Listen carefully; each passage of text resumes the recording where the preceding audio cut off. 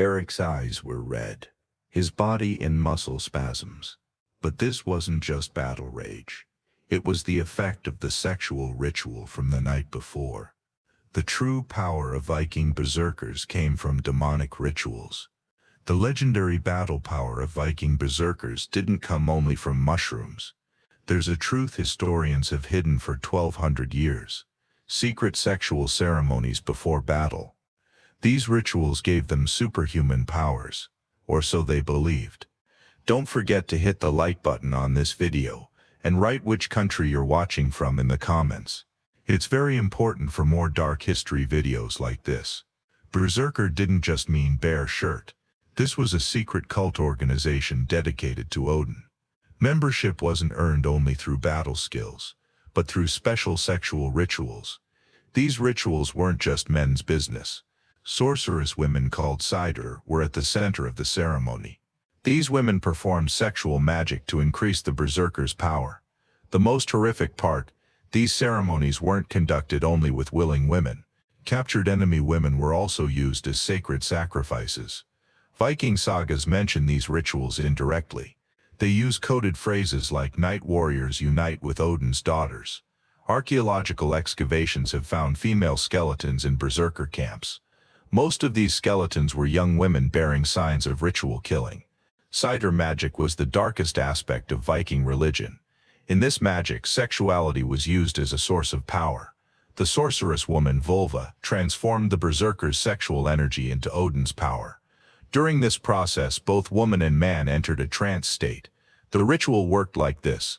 The berserker warrior experienced sexual union with the sorceress woman, during which the woman spoke magical words. The man gained animal spirit during this process. The most horrific part, during these rituals the berserker's normal human consciousness was lost. They literally became monsters. Some rituals used multiple women. These ceremonies, called group Seidr, created more powerful effects, but the women usually died. After these rituals, the berserker's eyes would turn red, they would foam at the mouth, lose their human voices. They completely transformed into other beings. Professional instructors conducted systematic training for these sexual rituals. Young berserkers learned specific techniques for channeling sexual energy into battle rage. Through years of conditioning, the preparation process began weeks before major battles.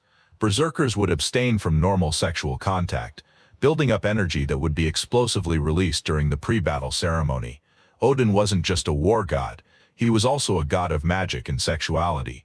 The most valuable sacrifice dedicated to him was sexual energy. In sacrifice ceremonies called blot, women were dedicated to Odin. But this wasn't just death. First came sexual ritual. The berserkers' belief in becoming Einherjar from Norse mythology came from these rituals. They thought they would gain immortality through sexual power. At the Uppsala temple sacrifice ceremonies, berserkers had a special place. They performed sacred marriage rituals here before battle. These ceremonies lasted 9 days. Each night rituals were performed with different women, and on the 9th day mass sacrifice was offered. The most horrific detail, child berserkers also participated in these rituals. Children aged 12 to 14 had to undergo these ceremonies for their passage to manhood. The secret ceremonies berserkers performed before major battles were hidden from the people. These rituals were conducted at the farthest part of the camp, at midnight. The ceremony began like this. The berserkers' leader Ulfhednar selected female victims.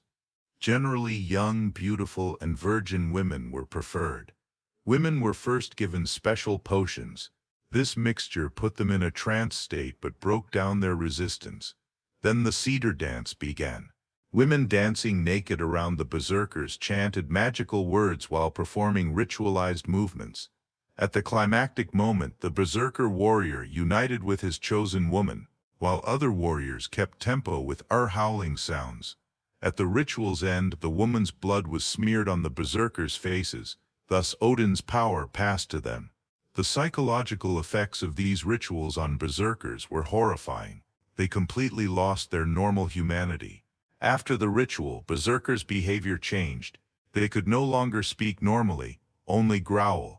They didn't want to eat human food, only raw meat. The most horrific part, this change wasn't temporary. Most berserkers never returned to normal human state after these rituals. The group trance state experienced during ritual permanently altered the berserkers' minds. They became nothing but killing machines. Women who were victims of these rituals also suffered permanent damage. Survivors constantly had nightmares, became unable to speak. Some berserkers' wives and children were also affected by this change. There were cases where berserkers killed their own families after rituals.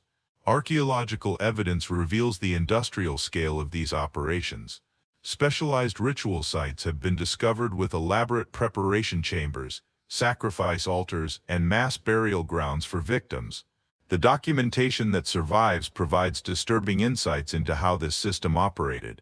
Runic inscriptions describe the sacred union ceremonies and their expected outcomes in clinical detail. When Christianity spread to Scandinavia, these rituals were viewed as devil worship.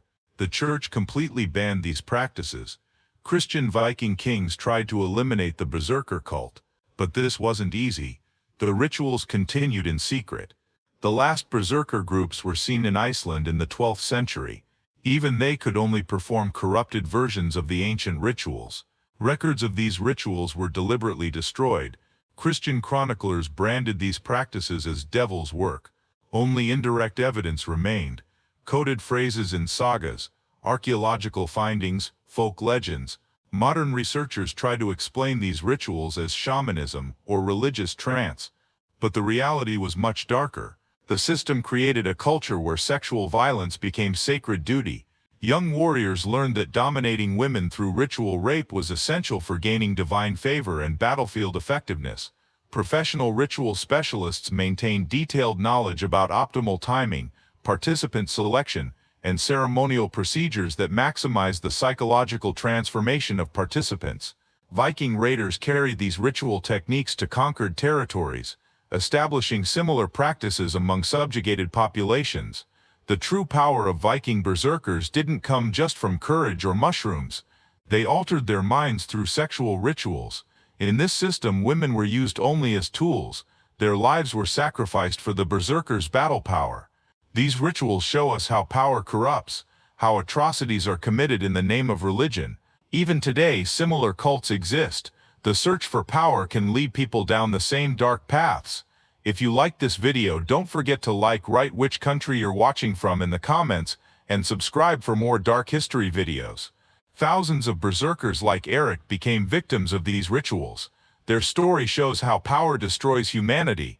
Understanding these historical practices helps us recognize how religious authority has been used to justify systematic sexual violence throughout human civilization.